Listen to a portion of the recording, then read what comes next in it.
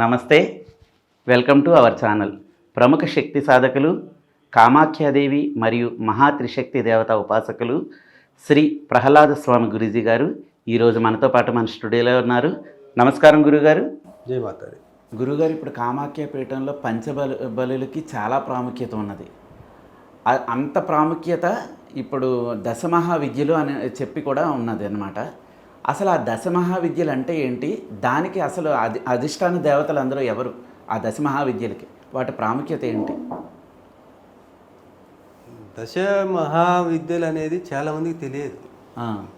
చాలామందికి తెలియని విషయం. దశ మహావిద్యలు అంటే 10 మంత్రశాస్త్రంలో పురుష దేవతలను పూజించే మంత్రాలను దేవతా మంత్రాలు అంటారు. ఓహో, అవునవును. స్త్రీ దేవతలను పూజించే మంత్రాలని దేవి మంత్రాలు అంటారు. అదే పురుష సూక్తం, స్త్రీ సూక్తంలో అనువదించబడ్డాయి. వాటిని విద్యలు అంటారు. దశ మహావిద్యలు అంటే 10 విద్యలు.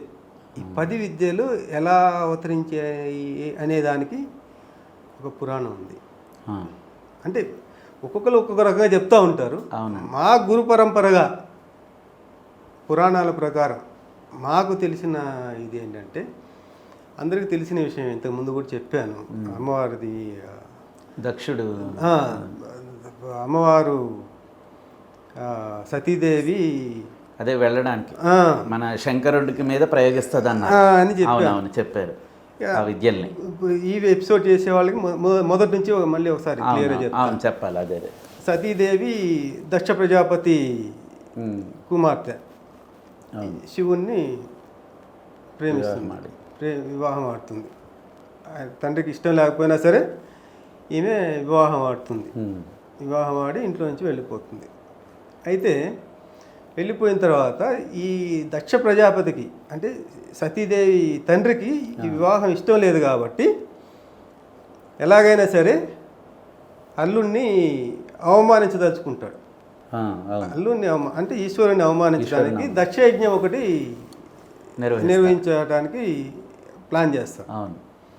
దక్షయజ్ఞం ప్లాన్ చేసి దేవతలందరినీ, ముక్కోటి దేవతల్ని పిలుస్తారు.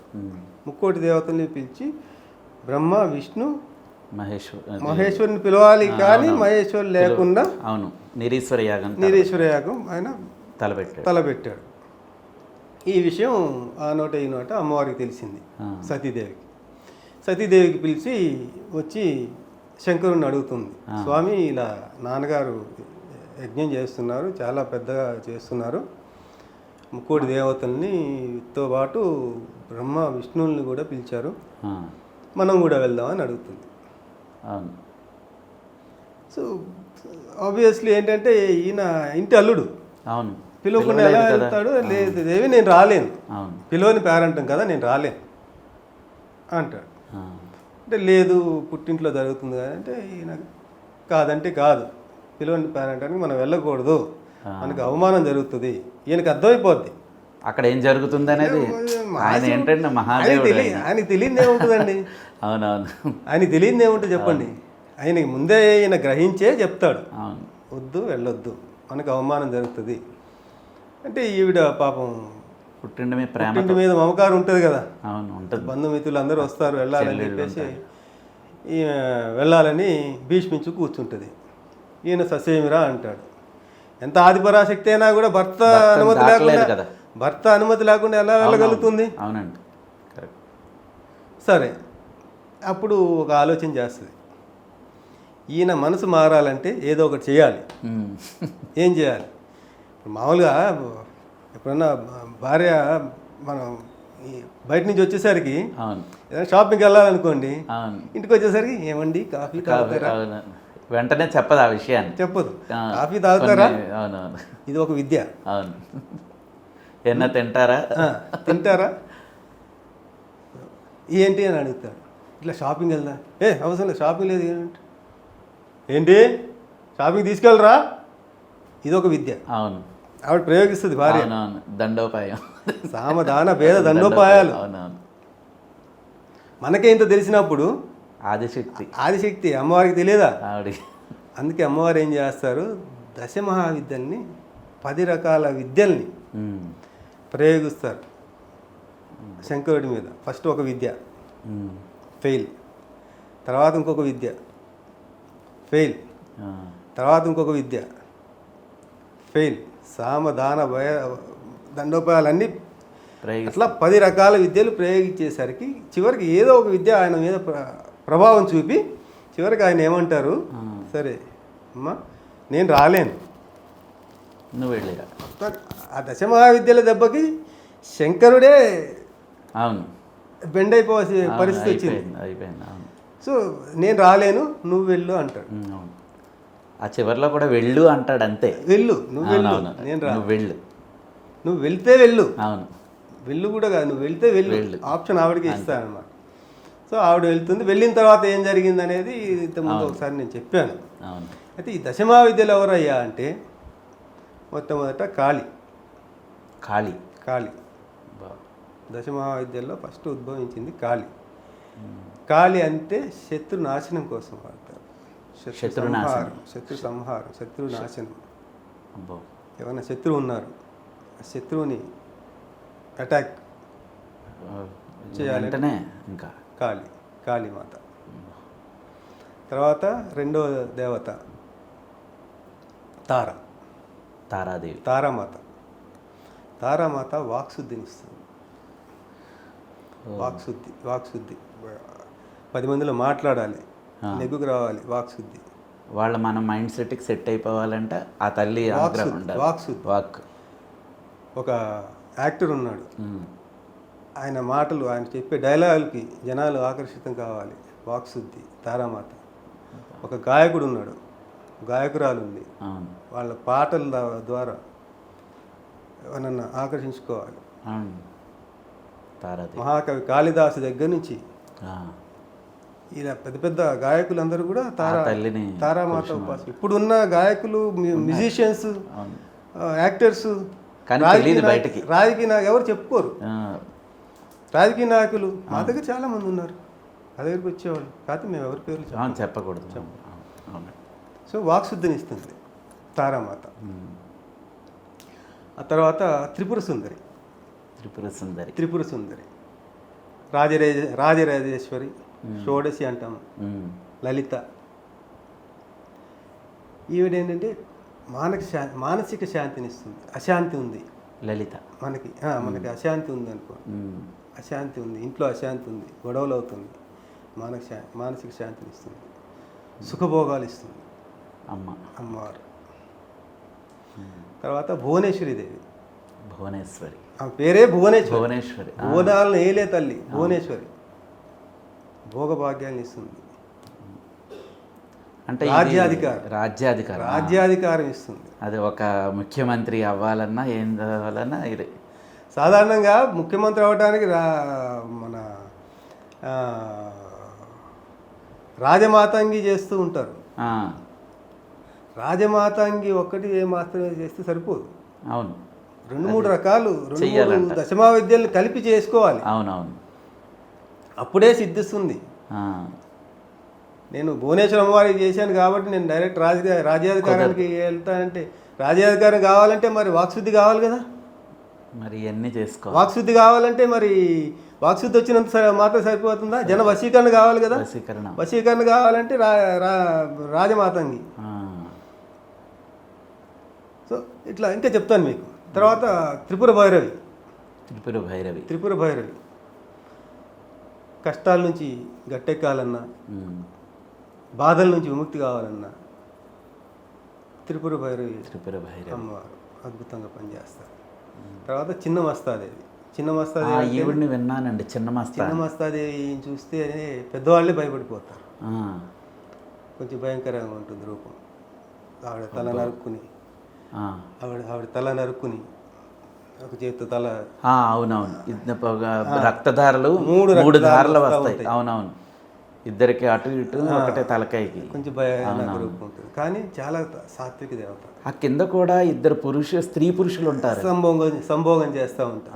బేసిక్గా సింబాలిక్గా చెప్పడం ఏంటంటే ఇదంతా ఏముంది, ఈ కష్టాలు సుఖాలు దుఃఖాలు అంతా ఏముంది, అంతా అది తుచ్చం అని చెప్పటమే అక్కడ ఆవిడ అమ్మవారి ఉద్దేశం.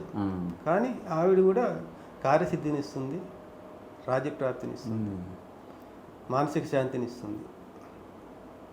చూడటానికి భయంకరంగా ఉంటుంది కానీ చాలా సాత్వికమైన దేవత చిన్నమస్తాదేవి. కానీ భయంకరమైన తాంత్రిక రూపం చిన్నమస్తాదేవి. తర్వాత ధూమావతి దేవి. ధూమావతి దేవి ఇంకా అంటే భయానకంగా ఉండదు కానీ చూడగానే భయం కలుగుతుంది. ఒక ముసలావిడ చుట్ట చేతిలో పట్టుకుంటుంది, చాట రథం మీద కూర్చుని, కాకి పైన కాకి ఉంటుందండి ఆవిడ రథం మీద. అవునవును చూసాం. ధూమవర్ణంలో ఉంటుంది. ధూమవర్ణం అంటే పొగ, అందుకే ఆవిడ పేరు ధూమావతి. అందుకే ధూమావతి అన్నారు. కానీ ఈవిడ ఆరోగ్యం ప్రసాదించడంలో అద్భుతం. అమ్మ ఇన్ఫెక్షన్స్ కానీ మన కరోనా టైంలో ధూమావతి అమ్మవారికి చాలా చేశాము, చాలా పూజలు చేశాం. ఇట్లాంటి మాస్ ఇవి వస్తుంటాయి కొన్ని ఇన్ఫెక్షన్స్. అవును. సో తెలియని రోగాలు ఏంటి అనేది మనకు తెలియదు. ఇవి ఒకటి. తర్వాత ప్రకృతి వైపరీత్యాలు, చీడపీడలు, రొయ్యల చెరువులు అవును ఎకరాలే పోతూ ఉంటాయి, నాశనం అయిపోతూ ఉంటాయి. లేదంటే కొన్ని పంటలు ఏదో తెలియని ఇవి వచ్చి తెలియని తెగులు వచ్చి నాశనం అయిపోతూ ఉంటాయి. వాటిని కంట్రోల్ చేయాలన్నా కూడా ధూమావతి అమ్మవారు. తర్వాత బగలాముఖి అమ్మవారు ఒక ప్రత్యేకత, స్టైల్ వేరు. స్టైల్ వేరు కానీ ఆవిడ అందంగా ఉంటుంది. అవును, చాలా బాగుంటుంది ఆ తల్లి. మిగతా దేవత కాకపోతే ఈవిడ శత్రు స్తంభన, శత్రు నాశనం, మన కాళీ శత్రు నాశనం అనుకున్న ఆవిడ. అవును, ఈవిడ శత్రు నాశనం చేయదు కానీ శత్రు స్తంభన చేస్తుంది. సపోజ్ మీ మీద ఎవడైనా శత్రువు ఏదైనా మర్డర్ ప్లాన్ చేస్తున్నాడు అనుకుందాం, అదే కొట్టని ప్లాన్ చేస్తున్నాడు, మీరు బగలాముఖి చేయించారంటే వాడిని కంట్రోల్ చేసేస్తుంది, స్తంభింపు చేస్తుంది, ఆలోచన రానియదు. శివాని కొట్టాలి అని నేను అనుకున్నాను మనసులో, శివ బగలాముఖి చేసేసి నా పేరు చెప్పేసాను, ఇంకా మీకు నా మీద ఉండదు, స్తంభం చేసేస్తుంది, శత్రు స్తంభం చేసేస్తుంది, మైండ్ డైవర్ట్ చేసేస్తుంది. అక్కడ దాకా వచ్చి కర్ర తీసుకుని కొడదాం అనుకునే టైంకి మైండ్ డైవర్ట్, అయ్యో పాపం అమాయకంగా ఉన్నాడు, ఈయన్ని కొట్టేందుకు, అయితే ఇంకొకటి ఆలోచన డైవర్ట్ అయిపోయి. సో ఇలాంటి కోర్టు కేసులు గెలవటానికి, ఏమైనా శత్రువులు మన మీద ఏదైనా ప్రయోగాలు చేపిస్తున్నారని ఒక ఇది ఉంటే వాళ్ళని కంట్రోల్ చేయటానికి, తర్వాత రాజకీయాల్లో ఇలాంటి అట్లా నెగ్గుకు రావటానికి, శత్రువుల మీద నెగ్గుకు రావటానికి ఈ అధికారులు ఉంటారు, ఐఏఎస్ శత్రుభయం ఎక్కువ ఉంటుంది. వాళ్ళు శత్రుభయం ఎక్కువ ఉంటుంది. అవును, వాళ్ళకి ఎక్కువ ఉంటుంది. ఇట్లా శత్రుభయం ఎక్కువ ఉన్నవాళ్ళు ఏ ఫీల్డ్లో అయినా సరే, కాంపిటీషన్ ఎక్కువ ఉన్నవాళ్ళు, కాంపిటీషన్ ఎక్కువ ఉన్నా కూడా శత్రువులు తయారవుతారు. అవును, ఎక్కువ తయారవుతారు. ఒక హీరో పైకి వస్తున్నా అంటే ఆయన తొక్కడానికి ఇంకొక హీరో, ఒక హీరోయిన్ పైకి వస్తుందంటే తన తొక్కడానికి, ఒక రాజకీయ నాయకుడు పైకి వెళ్తున్నా అంటే ఆయన తొక్కడానికి ఇంకొకటి. సో ఏ శత్రువు అంటే ఓన్లీ మనల్ని చంపడానికి కొట్టడానికి వచ్చేవాడు కాదు, మన ఎదుగుదలని చేసేవాడు కూడా, మన ఎదుగుదలని అడ్డుకునేవాడు కూడా శత్రువే. అవును, కరెక్ట్. అది అలా చేసేది. అలాంటి ఏ సమస్యకైనా కూడా బగలాముఖి అమ్మవారు బ్రహ్మాండంగా పనిచేస్తారు. బగలాముఖి ఆలయం చాలా తక్కువ ఉన్నాయి, కామాఖ్యలోనే ఉంటుంది. తర్వాత మాతంగి అందరూ ఎక్కువ ప్రస్తుతం బాగా ప్రాచుర్యంలో ఉన్న దశమహావిద్యలో మాతంగి మాత చాలా రాజమాతంగి అంటాం. వశీకరణ దేవత, ఏమన్నా జన వశీకరణ, మాస్ వశీకరణ. మీరు ఒక సభలో మాట్లాడుతున్నారు, మాట్లాడేటప్పుడు వశీకరణ కావాలి, వశీకరణ దేవత. ఏ మాట చెప్పినా కూడా మళ్ళీ వాక్శుద్ధి కావాలి, అందుకే అంటుంది. అవును, వాక్శుద్ధి కావాలంటే ఈవిడి తారామాత, తారాదేవి. అవును, తారాదేవిని ప్రసన్నం చేసుకుని రాజమాతంగా చేస్తే అద్భుతంగా ఉంటుంది. వాక్శుద్ధి వస్తుంది. వాక్శుద్ధి వస్తేనే కదా మీకు జన వశీకరణ అయ్యేది. ఏది పడితే అది మాట్లాడితే వశీకరణ అవుతారా? కాదు కదా. అందుకని తారా చేసుకుని రాజమాతంగా చేసుకోవాలి. ఇలా కనెక్షన్స్ ఉంటాయి అన్ని. దశమహావిద్యల్లో ఒక్క దేవతతోటి పని కాదు సాధారణంగా. సక్సెస్ అవ్వాలంటే 2-3 కావాలి. ఇప్పుడు కొంచెం పెద్ద జబ్బు అనుకోండి, చిన్న చిన్నదంటే పారాసెటమాల్ లేకపోతే ఒక యాంటీబయాటిక్ వేసుకుంటే తగ్గిపోతుంది. కొంచెం పెద్ద వ్యాధి అనుకోండి, మల్టీ స్పెషాలిటీ కావాలి, మల్టీ స్పెషాలిటీ కావాలి, డాక్టర్ ఉండాలి. అవును, రైట్. అన్ని రకాలు చేస్తేనే అది అవుతుంది. తర్వాత కమలాత్మికాదేవి, లక్ష్మీదేవి, లక్ష్మి సాక్షాత్తు లక్ష్మి అవతారం. లక్ష్మీదేవి స్వరూపం కమలాత్మికాదేవి. ఈవిడ అష్టైశ్వర్యాలు, అష్టైశ్వర్యాలు ఇస్తారు, సుఖ సంతోషాలు, పుత్ర పౌత్రాభివృద్ధి అన్నీ. అష్టలక్ష్ముల శక్తి ఈమెకు ఉంటుంది. దశమహావిద్యల్లో ఈవిడే చివరి దేవత. ఐశ్వర్యాలు చివరి దేవత, పదో దేవత. ఈవిడే 10వ దేవత. అష్టైశ్వర్యాలు కావాలంటే ఆ తల్లి. అయితే ఇక్కడ ఏంటంటే నాకు అష్టైశ్వర్యాలు కావాలి, నేను కమలాత్మికాదేవి చేసుకుంటాను అంటే సరిపోదు. మళ్ళీ అష్టైశ్వర్యాలు కావాలంటే నువ్వు ఏం పని చేస్తున్నావు దానికి రూట్ క్లియర్ అవ్వాలి కదా. అవును. నువ్వు వెళ్ళే దారిలో శత్రువులు ఉంటే శత్రునాశనం కోసం మళ్ళీ ఖాళీ కావాలి. అవును. వాక్శుద్ధి కోసం తార కావాలి. అవును. శక్తి స్తంభన కోసం బగళాముఖి కావాలి. అవును. నేను కమలాత్మికాదేవి చేశాను, నాకు డబ్బు రావట్లేదు. వీళ్ళు ముగ్గురిని ఇది చేస్తానే ఆవిడ ఇవ్వడానికి సిద్ధంగానే ఉన్నది, కానీ వెనక ముగ్గురు ఉన్నారు. ఎక్కడ వెనక ఎవరైతే లాగుతున్నారో వాళ్ళని కంట్రోల్ చేయాలంటే మళ్ళీ మిగతా వాళ్ళు కావాలి, మిగతా వాళ్ళు ఉండాలి. ఇది క్షుణ్ణంగా తెలిసిన వాళ్ళే దీన్ని కరెక్ట్గా చేసుకోగలుగుతారు. దశమహావిద్యల గురించి పూర్తిగా తెలిసి ఉండాలి. అందులో వీళ్ళు శక్తి దేవతలు. అవును. ఎవరికి వాళ్ళు సొంతంగా చేయకూడదు.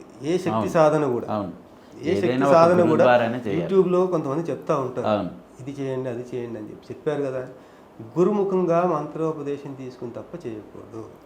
అది కూడా మంత్రోపదేశం తీసుకున్న సాధన ఉండాలి, గురువుతో కలిసి సాధన చేయాలి. అవును, గురు శుశ్రూష చేయాలి.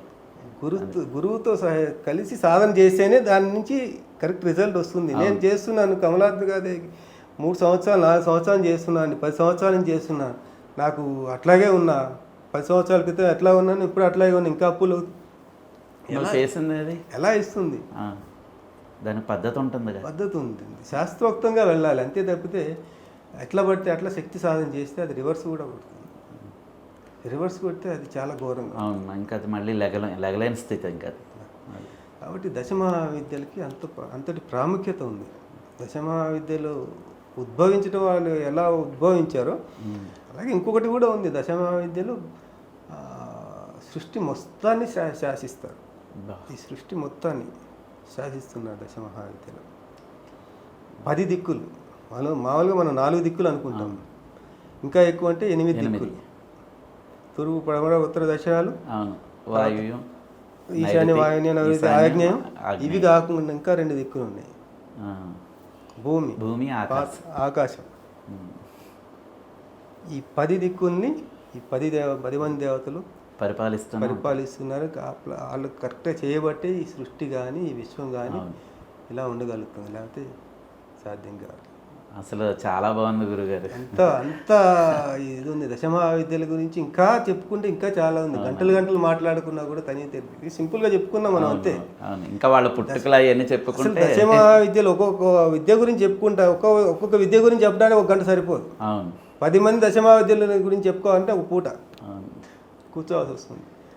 కాబట్టి ఇప్పుడు అంత అవసరం లేదు. అసలు అమ్మవార్ల గురించి చెప్తుంటే నాకే గూస్ బంప్స్ వస్తున్నాయి. అసలు వాళ్ళ స్టైల్ కూడా, వాళ్ళ కూర్చునే విధానం అన్నీ కూడా అమ్మవార్లు చాలా డిఫరెంట్గా ఉంటారు. ఇంకా మనకి అవకాశం దొరికితే ఒక్కొక్క విద్య గురించి ఒక్కొక్క చెప్పుకోవాలి, ఎపిసోడ్ చేసుకుంటే కనుక అద్భుతంగా ఉంటుంది. తారాదేవి ఏంటి అసలు, ఆవిడ ఉంటే అమృతం తాగుతున్నట్టు. అవును, అసలు మీరు చెప్తుంటే అది నాకు ఇది ఏంటంటే ఏమో నా అదృష్టం ఏమో అనుకుంటున్నా ఈ రోజు ఇలా వినడం అమ్మవార్ల కోసం. అమ్మదయ కాబట్టి నేను మీడియా ముందుకు వచ్చి అమ్మల గురించి, కామాఖ్య అమ్మ గురించి చెప్పగలిగాను. అవునండి. దశమహావిద్యల గురించి చెప్పగలిగాను. అమ్మదయ లేకుండా చేయండి ఏది సాధ్యం కాదు. చాలా బాగా చెప్పారు. అమ్మదయ ఉంటే ప్రతిదీ సాధ్యం. అవును, చాలా బాగా చెప్పారు గురు. ధన్యవాదాలు గురు. జై మాత.